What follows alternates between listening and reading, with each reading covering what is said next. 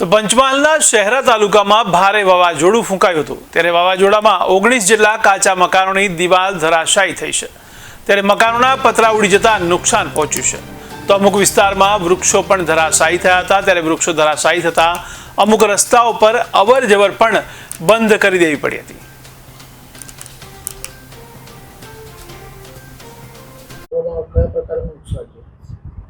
ગઈકાલે સાંજે વાવાઝોડાના કારણે શહેરા તાલુકાની અંદર અમુક ગ્રામ્ય વિસ્તારોની અંદર કાચા પાકા મકાનો એવાને થોડુંક આંશિક નુકસાન થયેલ છે, જેમાં દિવાલો પડી જવી અને થોડા ધારા પતરા ઉડી જવા આવા આંશિક નાના નુકસાન થયેલ છે।